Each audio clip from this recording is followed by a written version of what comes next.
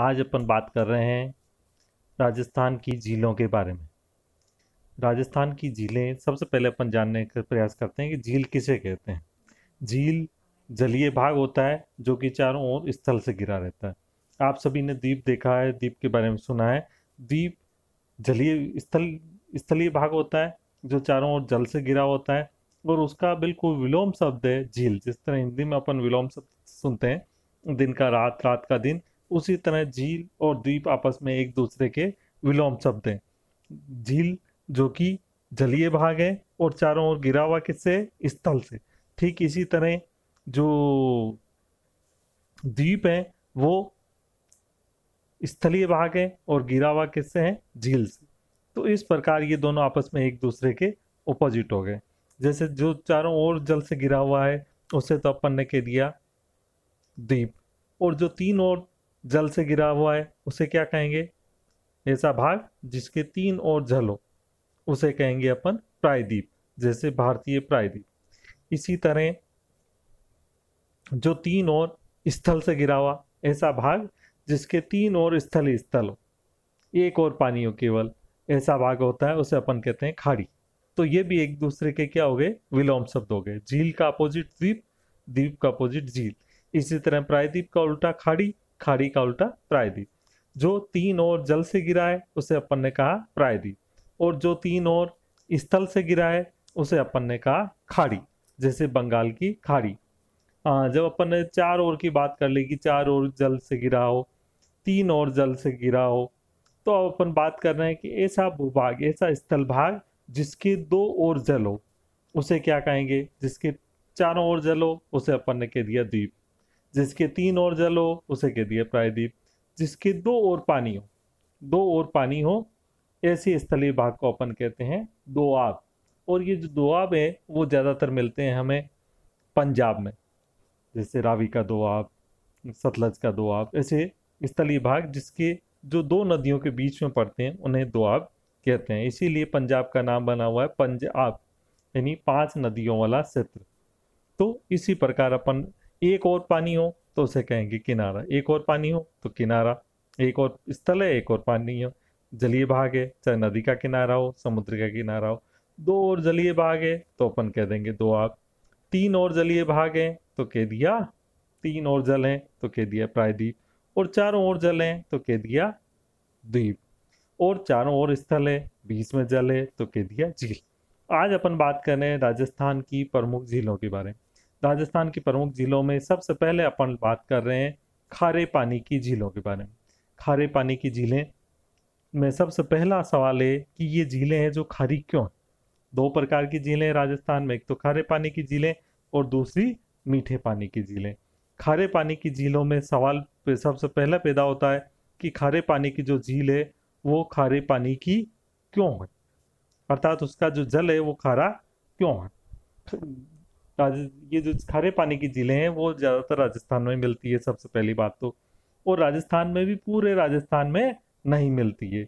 ये राजस्थान के केवल उत्तरी पश्चिमी भाग है उसी भाग में मिलती है। जैसे अपन राजस्थान के मैप में देखें तो राजस्थान के मैप को अपन इस तरह चार भागों में बांट दें।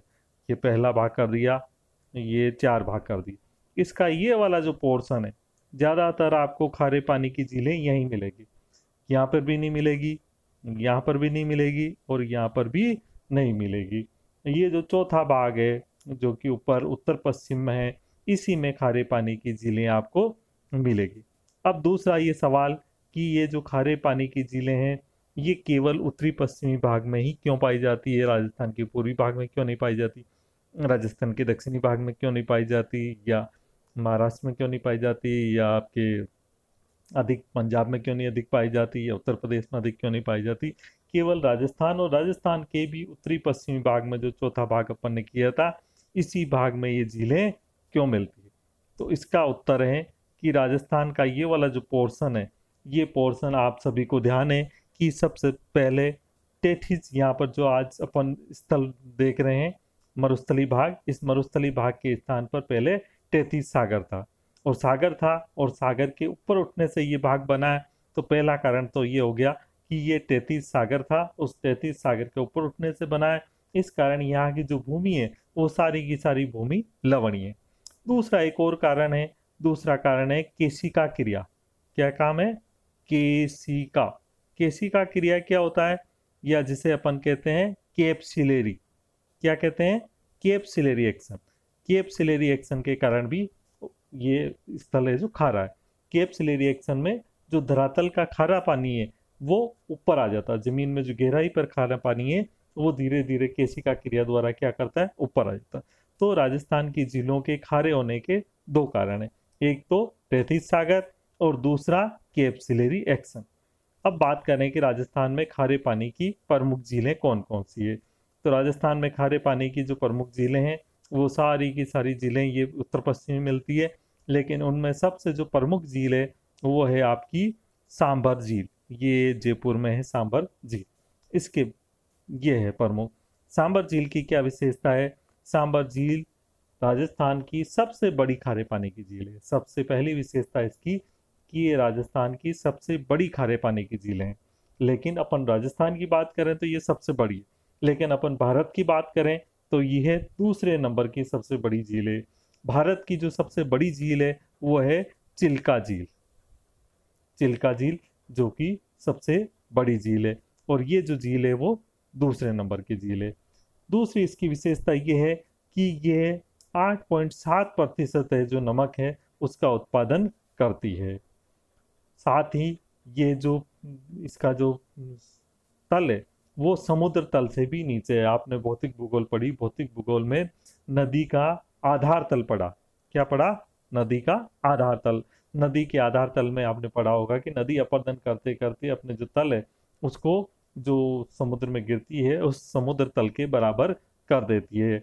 और समुद्र तल, औसत समुद्र तल को भी आपने पढ़ा, ज्वार भाटा जो पढ़ा भौतिक भूगोल में, तो ज्वार भाटे में औसत समुद्र तल यानी ज्वार और भाटे के मध्य का तल पढ़ा, उसमें भी समुद्र तल के बारे में पढ़ा। यहाँ अपन ज्यादा बात नहीं करेंगे उसकी, यहाँ केवल इतनी सी बात कर रहे हैं कि जो इस नदी का तल है वो समुद्र तल से भी नीचा है। एक अक्सर सवाल इसके बारे में भी बात थोड़ा सा रहता है कि सांबर झील का विस्तार नागौर में है या जयपुर में है। सांबर झील का विस्तार थोड़ा नागौर में भी है, लेकिन ज्यादातर हिस्सा इसका जयपुर में है। और ज्यादातर हिस्सा जयपुर में होने के कारण ही जो झील है इसको किस में मानेंगे? सांबर में। नागौर में इसे नहीं मानेंगे, इसको इसी में मानते हैं। नेक्स्ट बात है कि इसमें कौन कौन सी नदियां आके गिरती है। जब अपन ने नदियों का चैप्टर पढ़ा तब भी ये पढ़ा था कि रूपनगढ़ नदी जो कि आपके सलेमाबाद से निकलती है। दूसरी मंथा नदी जो कि जयपुर में मनोर थाने से, खारी, खंडेला, ये मुख्य नदियां हैं जो कि इसमें गिरती है। लेकिन मुख्य रूप से अपन बात करें तो नंबर 1 रूपनगढ़ नदी है जो मुख्य रूप से इसमें गिरती है। दूसरी मंथा नदी है जो गिरती है। रूपनगढ़ नदी के बारे में भी आप अच्छे से जानते हो। रूपनगढ़ नदी कहाँ से निकलती है? सलेमाबाद से। और सलेमाबाद भी आपको ध्यान है निम्बार्क संप्रदाय की महत्वपूर्ण पीठ है, इसलिए भी महत्वपूर्ण है।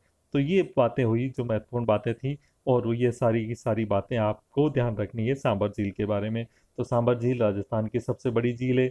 दूसरी विशेषता क्या है सांबर झील की? कि ये समुद्र तल से भी नीची है। तीसरी इसकी खास विशेषता ये है कि ये जो झील है इसमें प्रमुख जयपुर जिले में विशेष रूप से फैली हुई है। खारे पानी की झीलों में दूसरे नंबर की जो झील है वो है डीडवाना झील। डीडवाना झील नागौर जिले में है। नागौर, डीडवाना खुद भी नागौर में है, इसकी झील है नागौर में फैली हुई है। नेक्स्ट बात आती है कि नागौर में जो डीडवाना झील में नमक निकलता है वो किस प्रकार का नमक है। तो यहाँ का जो नमक है उसमें सल्फेट की मात्रा अधिक। किसकी मात्रा अधिक है? सल्फेट की। और सल्फेट की मात्रा अधिक होने के कारण ये जो नमक है ये खाने के कम उपयोगी है। खाने में उपयोग में कम लिया जाता है। इसका जो अधिकांश उपयोग किया जाता है वो रंगाई और छपाई में किया जाता है।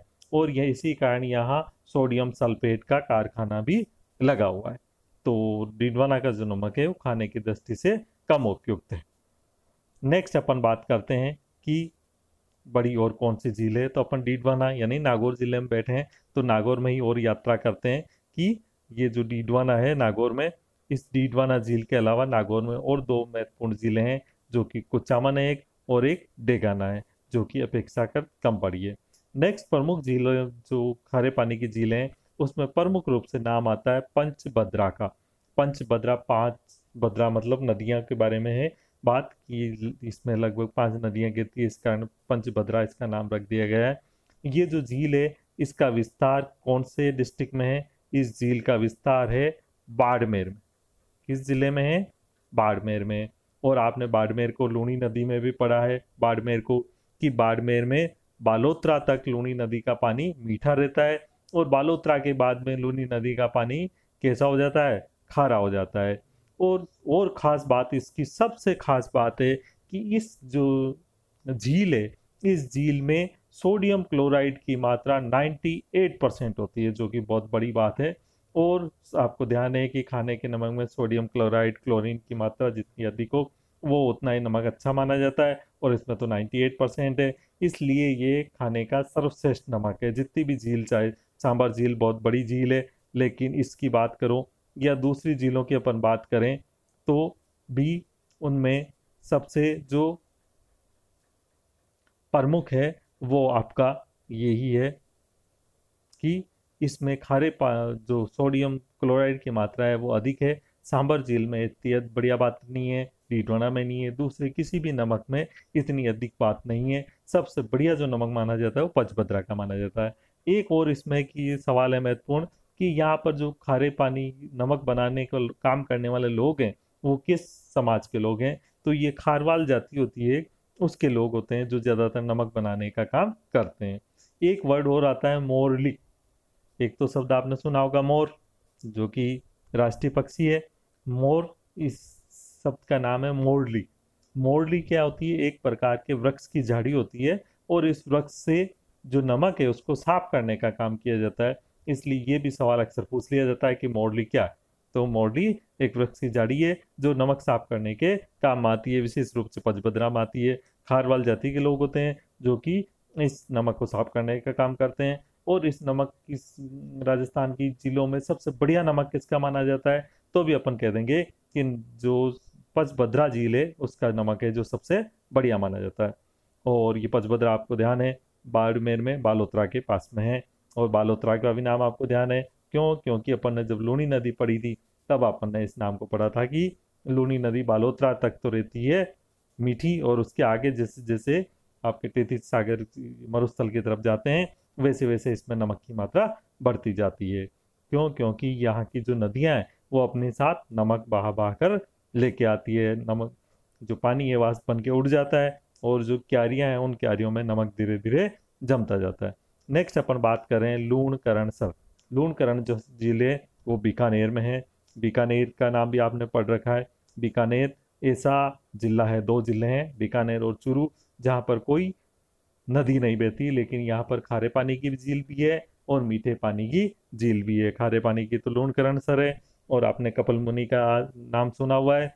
कपिल मुनि के जो आश्रम है उसके पास ही मीठे पानी की भी झील है, तो उसके अपन मीठे पानी की झील पढ़ेंगे तब बात करेंगे।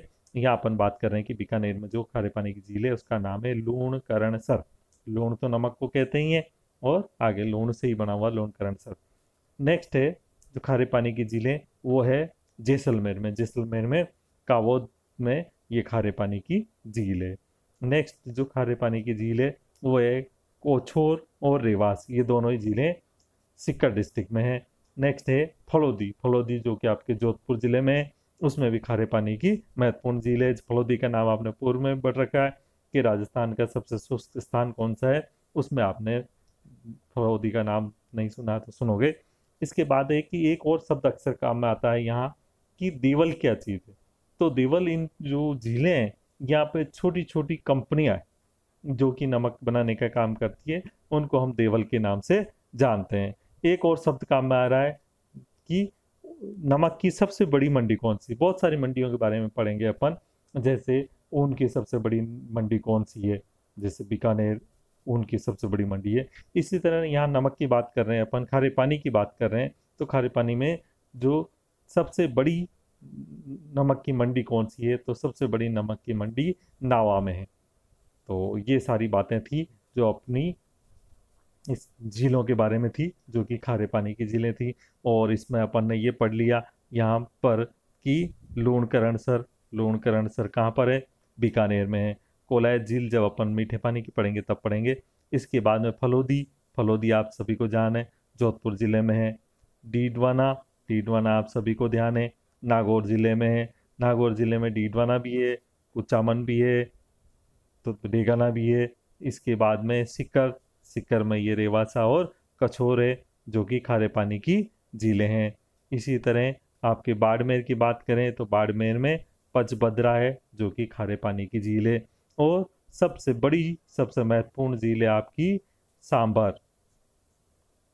और सांबर का ध्यान है आपको कि सांबर है जो कहाँ फैली हुई है? सांबर आपकी फैली हुई है जयपुर जिले में। इसकी सीमा एक्चुअली जयपुर से भी मिलती है, नागौर से भी मिलती है, और नागौर, जयपुर और अजमेर तीनों में है। लेकिन इसका जो मुख्य विस्तार है वो आपके इसमें जयपुर जिले में, इसलिए इसको जयपुर के अंतर्गत अपन काउंट करते हैं। अब अपन बात कर रहे हैं राजस्थान की मीठे पानी की झीलें। मीठे पानी की झीलें कई प्राकृतिक भी हैं, ज़्यादातर झीलें हैं जो किसी राजा महाराजा ने बनवाई है। खारे पानी की झीलें कोई भी प्राकृतिक नहीं है। जितनी भी की झील के खारे पानी की झीलें हैं, ये खारे पानी की झीलें सारी की सारी कैसी है? खारे पानी की झीलें सारी की सारी प्राकृतिक। क्यों? क्योंकि कोई भी राजा या कोई भी व्यक्ति खारे पानी की झीलों का निर्माण नहीं कराएगा। वो तो किसकी पानी की झीलों का निर्माण कराएगा? मीठे पानी की। क्यों? क्योंकि मीठा पानी उपयोग में अधिक आता है। जनता के चाहे सिंचाई करने का कार्य हो, चाहे पीने का काम कार्य हो, चाहे किसी तरह के सफल स्वच्छता का कार्य हो, सभी में जो पानी उपयोग में आता है वो मीठे पानी उपयोग में आता है। इसलिए मीठे पानी के लिए बहुत से राजाओं ने अपनी झीलों का निर्माण कराया और इसी कारण वो फेमस भी है। तो आज अपन बात कर रहे हैं अब मीठे पानी की झीलों के बारे में। मीठे पानी की झीलों में सबसे प्रमुख जो झील है वो है आपकी जयसमंद झील। जयसमंद झील, जैसा कि आप खुद सभी जानते हो, जयसमंद झील एशिया की सबसे बड़ी मीठे पानी की झील है और कृत्रिम झीलों में ये सबसे बड़ी झील है। प्राकृतिक के बारे में बात नहीं कर रहे हैं, कृत्रिम जो झील है उसमें सबसे बड़ी झील है। इसके बाद में है कि ये जो झील है वो कौन सी नदी पे बनी हुई है? ये झील है गोमती नदी पे बनी हुई है और इसको जो बनाने का कार्य किया वो किया महाराजा जय सिंह ने। ये 1887 से 1891 के बीच में बनाई गई। और जितने भी अपन मीठे पानी की झीलें पढ़ेंगे उनमें मोस्टली झीलों पर कोई ना कोई टापू है और इन टापुओं में सबसे ज़्यादा टापू भी इसी जयसमंद झील पर है और इसमें 7 टापू हैं। कितने टापू हैं? 7। लेकिन इनमें जो सबसे बड़ा है, फर्स्ट नंबर का सबसे बड़ा, उस टापू का नाम है बाबा का भांगड़ा। सबसे बड़ा जो टापू है उस नाम का नाम है बाबा का भांगड़ा। और इस बाबा का भांगड़ा जो टापू है, इस टापू पे एक होटल बन रखा है और उस होटल का नाम है island resort. Island resort hotel. और साथ ही इसमें जो सबसे छोटी झील है उस सबसे छोटी झील का नाम है प्यारी। तो ये 7 टापू हैं, 7 टापुओं में सबसे बड़ा है जो बाबू का भांगड़ा और सबसे छोटा है वो प्यारी। इसी तरह जो ये जो झील है, इस झील को ढेबर के नाम से भी जाना जाता है। ये एक तरह की कृत्रिम झील है। दूसरी जो प्रमुख झील है वो है राजसमंद। राजसमंद पहले उदयपुर का ही हिस्सा था, बाद में उदयपुर और राजसमंद दोनों को अलग अलग कर दिया गया, दोनों अलग अलग जिले बना दिए गए। राजसमंद और जयसमंद दोनों आप जो का निर्माण किया गया, वो राजसमंद का निर्माण महाराजा राज सिंह द्वारा किया गया और जयसमंद का निर्माण उन्हीं के भाई हैं महाराजा जय सिंह जी, उनके द्वारा किया गया। जयसमंद झील है ये 1662 से लेके 1676 के बीच में बनाई गई। इस झील की खास बात यह है कि इस पे कुछ संस्कृत भाषा में लिखे हुए बड़े बड़े शिलाखंड है, वो केवल इसी झील के किनारे मिलते हैं और किसी झील के किनारे नहीं मिलते हैं। यहाँ पर 9 चौकियाँ बनी हुई है जो भी अपने आप में महत्वपूर्ण है। साथ ही जैसा कि आपको मैं बता रहा था कि यहाँ रणछोड़ भट्ट हैं, उनके द्वारा राज प्रशस्तिकों का निर्माण किया गया है जो संस्कृत भाषा में लिखे हुए बड़े बड़े शिलाखंड है। और ये शिलाखंड इस झील के उत्तरी भाग में लगे हुए हैं और ये कहा जाता है कि ये जो शिलाखंड है वो इस दुनिया के सबसे बड़े शिलाखंड है। ऐसे बड़े बड़े शिलाखंड और आपको कहीं भी नजर नहीं आएंगे। ये विश्व का सबसे बड़ा शिलालेख माना जाता है। और राजप्रशस्ति के बारे में पूछा जाता है कि राजप्रशस्ति किस भाषा में लिखे हुए हैं, तो राजप्रशस्ति संस्कृत भाषा में रचा गया है। और ये किसके द्वारा रचा गया? ये रणछोड़ भट्ट हैं, उनके द्वारा रचा गया। और ये महाराजा राज सिंह की प्रशंसा में रचा गया। और ये जो बड़े बड़े शिलालेख हैं, इन शिलालेखों में मेवाड़ का इतिहास रचा गया है कि मेवाड़ का इतिहास किस प्रकार था। झीलें हैं जो ज़्यादातर आपको सबसे ज़्यादा झीलें जो मिलेगी, और सबसे पहले अपन ने शुरुआत की है उदयपुर की। क्यों? क्योंकि उदयपुर को कहते हैं झीलों की नगरी। और ज़्यादातर जो झीलें हैं वो हमें नज़र भी महत्वपूर्ण झीलें यहीं आएगी। तो जयसमंद के बारे में बात हो गई, राजसमंद के बारे में बात हो गई। अब अपन बात कर रहे हैं पिछोला झील के बारे में। पिछोला झील का निर्माण राणा लाखा के समय एक बंजारे द्वारा कराया गया। और इसके किनारे एक महत्वपूर्ण चबूतरा है जिसे कहते हैं नटनी का चबूतरा। इस झील में भी जैसे अपन ने पढ़ा जयसमंद में 7 टापू थे, इसी तरह इस झील में भी 2 महत्वपूर्ण टापू है। और दोनों महत्वपूर्ण टापुओं पे 2 निर्माण किए गए हैं। एक का निर्माण किया गया जिसे कहते हैं जगमंदिर, और दूसरे का जो निर्माण किया गया वो जगनिवास। शहजादा खुर्रम जिनका बाद में नाम पड़ा शाहजहां, शहजादा खुर्रम ने भी इन जो जगमंदिर और जगनिवास है इनमें निवास किया था अपने जो विद्रोह के समय, जब वो रूठ के आ गए थे उस समय। तो उन्होंने इस समय निवास किया। और कहा जाता है कि जो ताजमहल बनाने की प्रेरणा है वो शाहजहां को इन्हीं जगनिवास और जग मंदिर हैं उन्हीं के द्वारा मिली। और ये जो पिछोला झील है, ये पिछोला झील ठीक जो पैलेस है उदयपुर पैलेस उसके बिल्कुल पास में ही बना हुआ है। नेक्स्ट महत्वपूर्ण झील है फतेह सागर। फतेह सागर का निर्माण महाराजा जय सिंह जी ने 1687 में करवाया था, लेकिन ये बाढ़ के कारण और टूट फूट जाने के कारण 1888 में महाराजा फतेह सिंह जी ने इनका पुनः निर्माण कराया। और इनका जो निर्माण हुआ उन्होंने जो कनौज साहब थे अंग्रेज ब्रिटिश, उनके द्वारा इनकी जो नींव थी उसमें महत्वपूर्ण योगदान दिया। इसी कारण इसको ड्यूक ऑफ कनौज थे उनको भी इनके साथ पूछा जाता है कि उनकी नींव में किसका योगदान था। और इसके किनारे एक पार्क का भी विकास किया गया जिसे अपन नेहरू पार्क के नाम से जानते हैं। एक और महत्वपूर्ण बात है कि यहाँ सौर वेधशाला भी स्थापित की गई है। फतेह सागर में सौर वेधशाला भी लगी हुई है। तो ये भी पूछ लिया जाता है कि कौन सी निम्न में से कौन सी झील है जिसके किनारे सौर वेधशाला स्थापित है। तो सौर वेधशाला से कनेक्शन है वो भी केवल फतेह सागर का ही है और किसी का नहीं है। अब ये फतेह सागर और स्वरूप सागर दोनों, फतेह सागर और पिछोला झीलें ये दोनों आपस में एक दूसरे से लिंक है। और इन दोनों को लिंक करने वाली जो झील है उसका नाम है स्वरूप सागर, जो अपेक्षाकृत छोटी है लेकिन पतली है और दोनों को आपस में लिंक करने का काम करती है। तो ये थी तो आपने झीलों की नगरी उदयपुर में जयसमंद झील थी।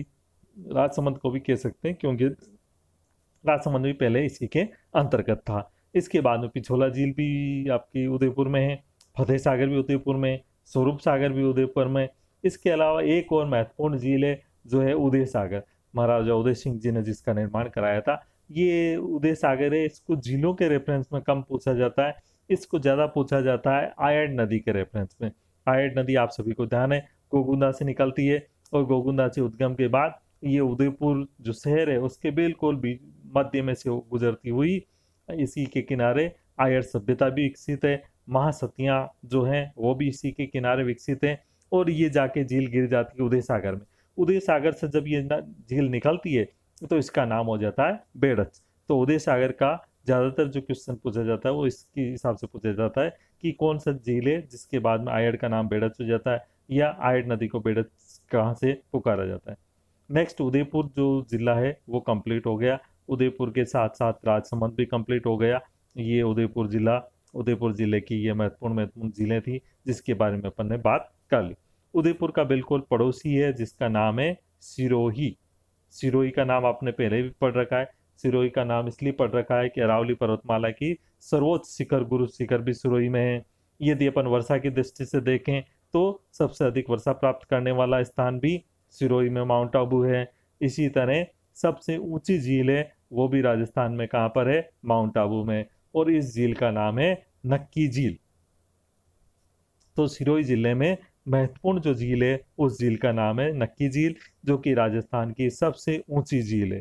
साथ ही यहाँ पर जो प्रसिद्ध बात है या और जो ध्यान रखने की बात है कि यहाँ पर 3 रॉक्स हैं। कितनी रॉक्स हैं? 3। इनमें से एक रॉक का नाम है टोड रॉक। ये रॉक चट्टाने हैं जिनकी जो शेप है वो टोड जैसी है, इसलिए उसका कह दिया टोड रॉक। दूसरा, एक औरत घूंघट निकाली हुई हो उस तरह की है, उसे कह दिया नन रॉक। और तीसरी, पैरट की तरह है, इसलिए उसका नाम रख दिया पैरट रॉक। तो यहाँ पर 3 प्रकार की जो रॉक्स हैं वो भी उनके नाम से भी अक्सर पूछा जाता है। नेक्स्ट है यहाँ पर गुफाएं। गुफाएं भी हैं। उन गुफाओं में राम जरोखा गुफा है, हाथी गुफा है, चंपा गुफा है, उसके बारे में भी पूछा जाता है। नेक्स्ट है कि यहाँ पर प्रमुख रूप से 2 मंदिर हैं, जैसे रघुनाथ जी का मंदिर और भारत माता का मंदिर। भारत माता का मंदिर तो विशेष रूप से ध्यान रखने की बात है, क्योंकि भारत माता का मंदिर केवल यहीं पर आपको देखने को मिलेगा, हर जगह देखने को नहीं मिलेगा और किसी झील के किनारे देखने को नहीं मिलेगा। एक भूगोल की दृष्टि से, ज्योग्राफी की दृष्टि से भी महत्वपूर्ण बात है कि ये जो झील है वो एक क्रेटर झील है। क्रेटर के बारे में आपने सभी ने ध्यान है आपको कि क्रेटर जो ज्वालामुखी से संबंध है इसका। ज्वालामुखी आपने पढ़ रखा है, ज्वालामुखी से इस क्रेटर का संबंध है। ज्वालामुखी का जो मुख होता है उसको अपन क्या कहते हैं? क्रेटर कहते हैं। क्या कहते हैं? क्रेटर। और ज्वालामुखी के मुख में पानी भर गया, उसी से ये झील बनी है, इसलिए इस झील को क्रेटर के नाम से भी, क्रेटर, इसके मुख को क्रेटर के नाम से भी जाना जाता है। कि ऐसी कौन सी झील है जिसका निर्माण क्रेटर के कारण हुआ है, तो वो भी आपको केवल एक ही उत्तर है, और वो कौन सी है? नक्की झील। ऐसा भी कहा जाता है कि इसका जो झील का निर्माण है वो देवताओं ने अपने नाखूनों से किया है, इसीलिए इस झील का नाम है नक्की झील। तो सिरोही की बात हो गई। सिरोही के बाद अपन बात कर रहे हैं डूंगरपुर की। डूंगरपुर जो सिरोही के बिल्कुल पास में ही है, और इधर सिरोही, सिरोही के बाद उदयपुर, उदयपुर के बिल्कुल पास में है डूंगरपुर। डूंगरपुर में ज़्यादा महत्वपूर्ण जिले नहीं, 2 जिले महत्वपूर्ण है। एक तो गेप सागर है जो उदयपुर शहर के बिल्कुल मध्य में है, और अपनी स्वच्छता के लिए विशेष रूप से अभी जाना गया है। सबसे स्वच्छ सिटी है वो आपकी डूंगरपुर है। और डूंगरपुर के पास, डूंगरपुर शहर के बिल्कुल मध्य में गेप सागर है। और दूसरा जो इसके अंतर्गत सागर है वो है सोम, कमला, अंबा। सोम नदी के बारे में आपने पढ़ रखा है। सोम नदी जो कि आपके सोम, माई और जाखम तीनों नदियां डूंगरपुर में बहती है, तीनों अपना संगम के करती है, और वेणेश्वर में इनके किनारे पवित्र आपके मेला भी पड़ता है, तो इसके कारण फेमस हैं। तो डूंगरपुर में 2 महत्वपूर्ण जिले हैं, एक तो गेप सागर, एक सोम, कमला, अंबा जी। ठीक है। इसके बाद में नेक्स्ट अपन बात करें तो बांसवाड़ा। बांसवाड़ा में आपका, आप सभी जानते हो, बांसवाड़ा में एक ही सबसे बड़ा डैम है और उसके किनारे बना हुआ झील है, जो उस डैम का नाम है माही बजाज सागर। ये जमनालाल बजाज जी हैं, उनको समर्पित है एक तरह से। तो माही बजाज सागर डैम बना हुआ है, माही नदी पर बना हुआ है। इसमें ज्यादातर जो क्वेश्चन पूछा जाता है कि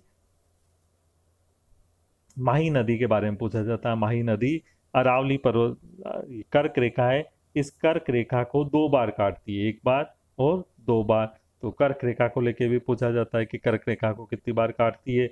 इस तो ये जो माही नदी है वो कर्क रेखा को 2 बार काटती है। तो माही बजाज सागर डैम है जो महत्वपूर्ण है। नेक्स्ट अपन बात करें प्रतापगढ़ की, तो प्रतापगढ़ में भी महत्वपूर्ण डैम है। इस प्रतापगढ़ का महत्वपूर्ण डैम है उसे कहते हैं जाखम डैम। इसके बाद चित्तौड़ की बात करें अपन, तो चित्तौड़ में महत्वपूर्ण डैम है। चित्तौड़ में भी एक तो आपने, जब आपने पढ़ी थी गंभीरी नदी, तो उस गंभीरी नदी के समय पढ़ा था डैम, और उस डैम का नाम है गोसुंडा डैम। गोसुंडा डैम चित्तौड़गढ़ जो शहर है उसके बिल्कुल पास में ही है, और ये गंभीरी नदी पर बना हुआ है। राजस्थान में एक गंभीर नदी है और एक गंभीरी।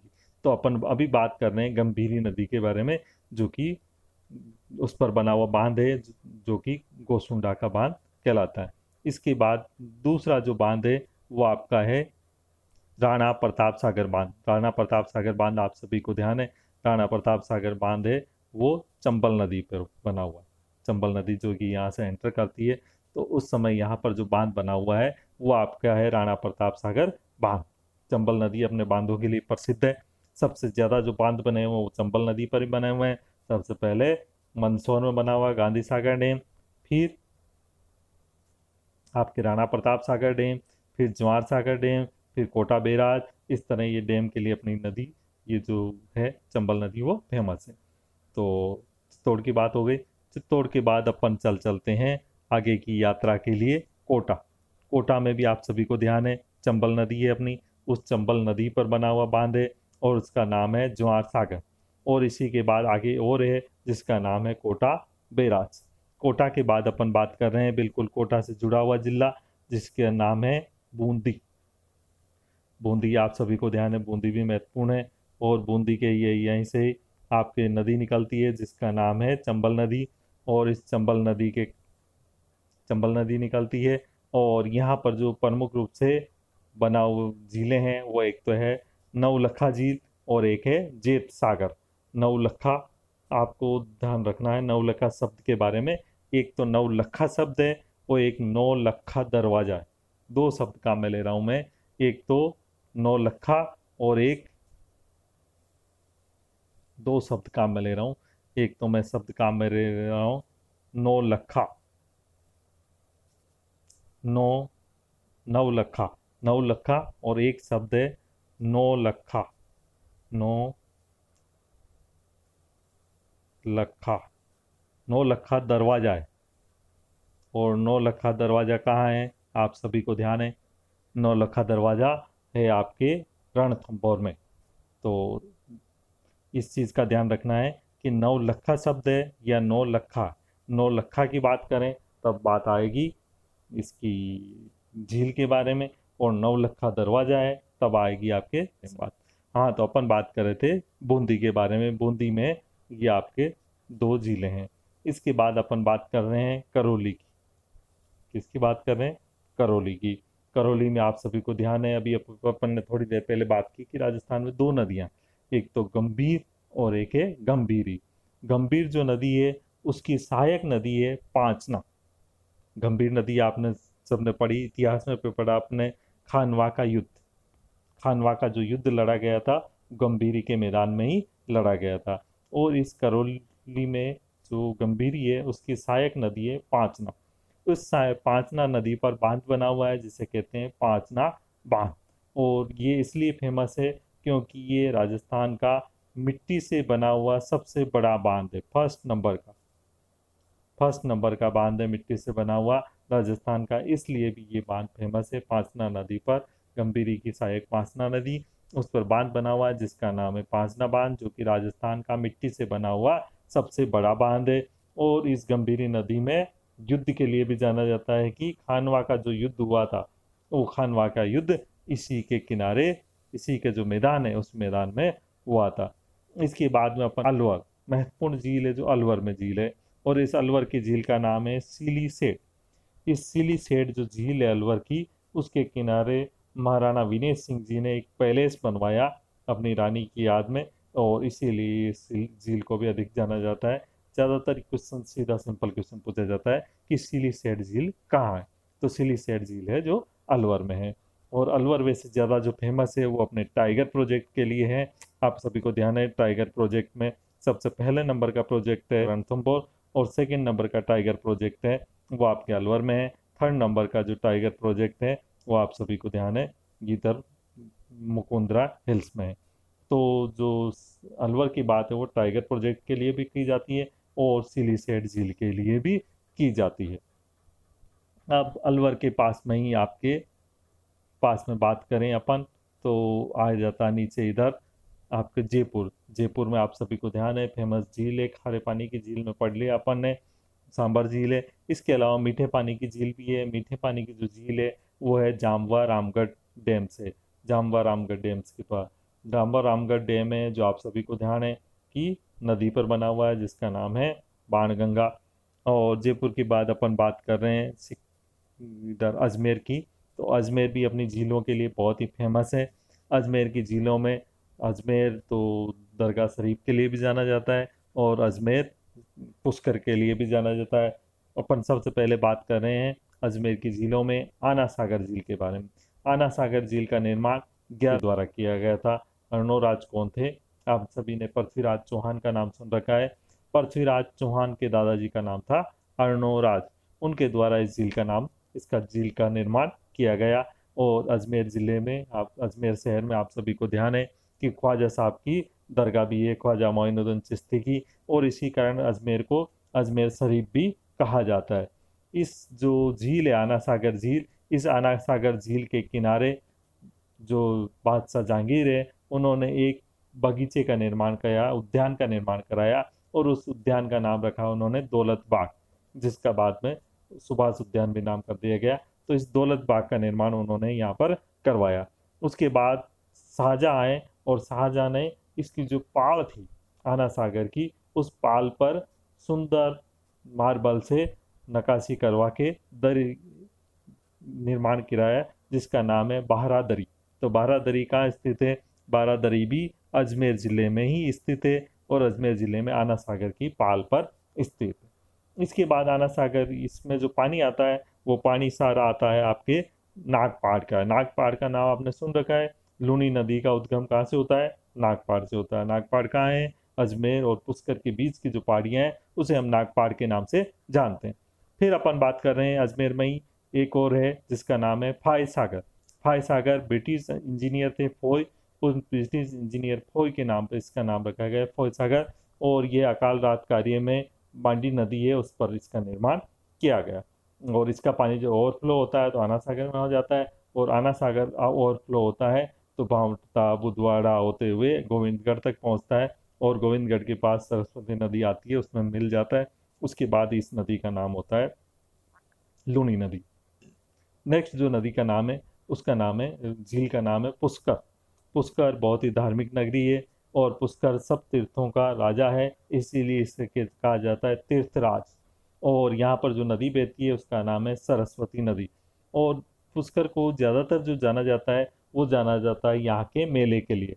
यहाँ पर शुक्ल पक्ष की, कार्तिक माह के शुक्ल पक्ष की एकादशी से लेकर और कार्तिक पूर्णिमा तक एक मेला भरता है, और सबसे बड़ा मेला भरता है। इसी कारण इसी को अधिक जाना जाता है पुष्कर को और पुष्कर झील को। और इसके किनारे पूरा जो इसका तट है उसके किनारे पूरे किनारे पे मंदिर ही मंदिर बने हुए हैं। उनमें सबसे फेमस मंदिर है ब्रह्मा मंदिर। तो ब्रह्मा मंदिर के लिए भी पुष्कर को जाना जाता है, और सब तीर्थराज के रूप में भी जाना जाता है। और सिर्फ जो यहाँ के जो झील है उस झील को भी बहुत ही पवित्र झील माना जाता है, और ये अर्धवर्ताकार रूप में बनी हुई झील है। और ऐसा कहा जाता है कि इस झील का जो निर्माण है वो देवताओं के द्वारा करा गया। इस तरह की कई चीजें हैं जो पुष्कर झील के बारे में कही गई है। इस अब अपन बात कर रहे हैं टोंक जिले के बारे में। टोंक जिले का जो महत्वपूर्ण बांध है वो है बिसलपुर डैम। और बिसलपुर डैम के बारे में जो क्वेश्चन प्रतियोगी परीक्षा में पूछा जाता है वो दो प्रकार से पूछा जाता है। एक तो बिसलपुर जो डैम है वो कौन सी नदी पर बना हुआ है।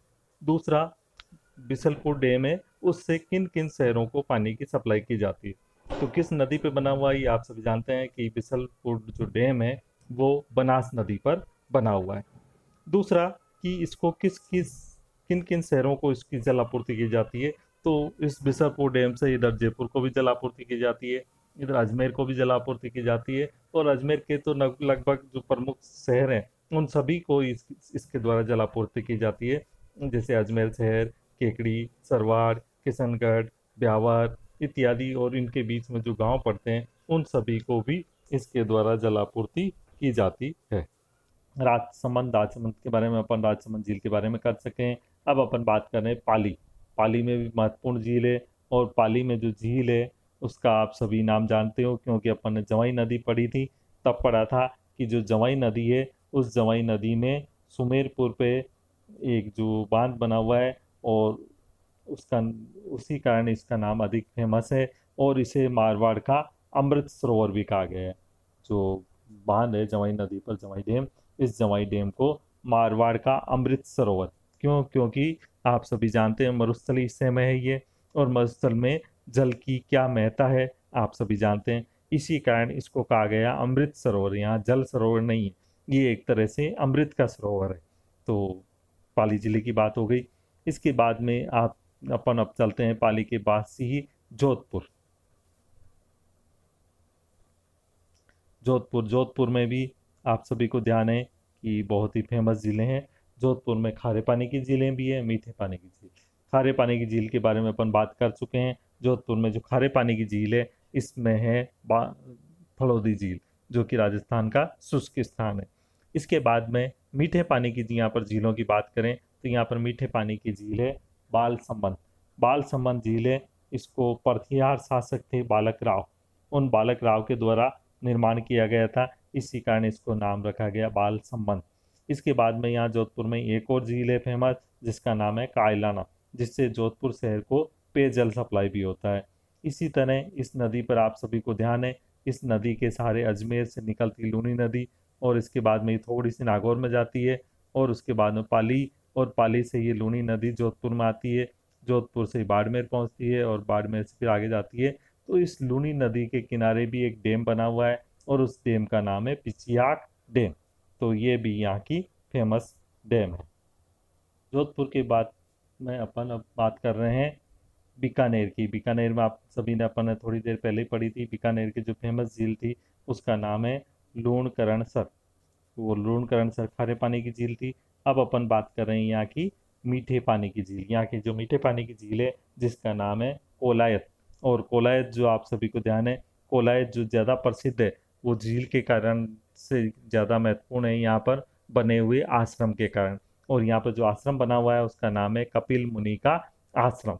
तो इस कपिल मुनि के आश्रम के कारण ये झील है जो अधिक फेमस है। और इसके बाद में अपन बात कर रहे हैं यहाँ पर चूरू जिले में, चूरू जिले की में चूरू और बीकानेर अपन पढ़ रखे हैं। चूरू और बीकानेर ऐसे दो डिस्ट्रिक्ट हैं, एक फर्स्ट और ये सेकेंड। ये दोनों ऐसे डिस्ट्रिक्ट हैं जहाँ पर कोई नदी प्रवाहित नहीं होती है, तो इसके कारण ये फेमस है। इसके बाद अपन बात कर रहे हैं झुंझुनू की। झुंझुनू में भी फेमस झील है जिसका नाम है पन्ना लाल शाह। तो ये शाह नाम आप सभी ने जान चुके हो, अमित शाह का नाम भी आपने सभी ने जान चुके हो, हमारे अमित शाह जी। और उसके बाद में ये जो झील है इसका नाम है पन्ना लाल शाह। तो पन्ना लाल शाह भी मेरा ख्याल जहाँ तक है आपको नाम याद रह जाएगा। और पन्ना लाल शाह झील कहाँ पर है? पन्ना लाल शाह झील है जो झुंझुनू में है। तो ये राजस्थान की कुछ महत्वपूर्ण महत्वपूर्ण झीलें थी जिसके बारे में अपने जानना आवश्यक है। और इसमें किस तरह का क्वेश्चन होगा उसके बारे में भी अपन ने बात की। अब थोड़ी सी बात रह गई है जो कि राजस्थान का सबसे ऊपरी जिला है हनुमानगढ़। हनुमानगढ़ में जो फेमस झील है इसका नाम है तलवाड़ा झील। हनुमानगढ़ की जो फेमस तलवाड़ा झील है इसके बारे में ऐसा ख्याल किया जाता है कि ये जो झील है, इस झील के किनारे तराइन का जो युद्ध है उस तराइन के युद्ध को भी लड़ा गया। अब ये राजस्थान की जो फेमस फेमस झीलें हैं उनको खारे पानी की झीलें, और इसके बाद में यहाँ की मीठे पानी की झीलें। मीठे पानी की झीलों में अपन ने सभी झीलों की लगभग लगभग बात कर ली। और इसमें कुछ झीलें जैसे मेजा झील, मेजा झील आप सभी को जानना है कि भीलवाड़ा में है, और इसी से भीलवाड़ा को कोठारी नदी पर बनी हुई है, और इसी से भीलवाड़ा जो शहर है उसको पेयजल की सप्लाई की जाती है। एक शब्द और काम में आया बेराज। बेराज किसे कहा जाता है? बांध और बेराज। बांध तो बहुउद्देशीय होता है जिसके पानी को हर प्रकार के काम में लिया जाता है, लेकिन जो बेराज है वो स्पेशली जो सिंचाई के है उद्देश्य से बनाया जाता है। और महत्वपूर्ण महत्वपूर्ण सभी झीलें हैं उसके बारे में अपन बात कर चुके हैं। जैसलमेर की एक और झील है जिससे जैसलमेर में मुख्य रूप से दो झीलें हैं। एक झील तो बुज झील। बुज झील के बारे में अपन बात कर चुके हैं। बुज झील जब अपन ने कांकनी नदी पढ़ी थी तो कांकनी नदी के किनारे जो झील है उसका नाम है बुज झील। इसके बाद में एक और झील है जिसे कहते हैं गढ़सीसर। गढ़सीसर झील जो वाटर कंजर्वेशन है उसके लिए बहुत बढ़िया एग्जाम्पल है, और गढ़सीसर झील भी जैसलमेर में है। और वाटर कंजर्वेशन का सबसे बढ़िया जयपुर में भी उदाहरण है। जयपुर जो शहर की बसावट है वो भी बहुत बढ़िया नगरों में से जो एक नियोजित नगर हैं उन नियोजित नगरों में जयपुर नगर का भी उल्लेख आता है। चंडीगढ़ भी नियोजित नगरों में आता है। और वाटर जो शेड है उस वाटर शेड के हिसाब से देखें तो जो उदयपुर जी की झीलें हैं वो भी आपस में सारी एक दूसरे से लिंक है। जैसे गोगुंदा से आयड नदी निकली, उसके बाद में उसका ओवरफ्लो पानी हुआ तो फतेह सागर, फतेह सागर का ओवरफ्लो हुआ तो स्वरूप सागर, स्वरूप सागर का पिछोला, पिछोला से ओवरफ्लो हुआ तो उदय सागर। इस तरह सारी की सारी जो झीलें हैं वो आपस में लिंक है। तो ये भी वाटर कंजर्वेशन को बहुत बढ़िया एग्जाम्पल शो करती है। तो आज अपन ने बात की मुख्य रूप से दो झीलों के बारे में, मीठे झीलों के बारे में और खारी झीलों के बारे में। मीठे झीलों के बारे में भी ज़्यादातर जो झीलें हैं ये मीठे जाने पानी की झीलें पूरे के पूरा राजस्थान में फैली हुई है। ये प्राकृतिक भी है और कृत्रिम भी है, लेकिन जितनी भी खारे पानी की झीलें हैं वो सारी की सारी प्राकृतिक झीलें। धन्यवाद।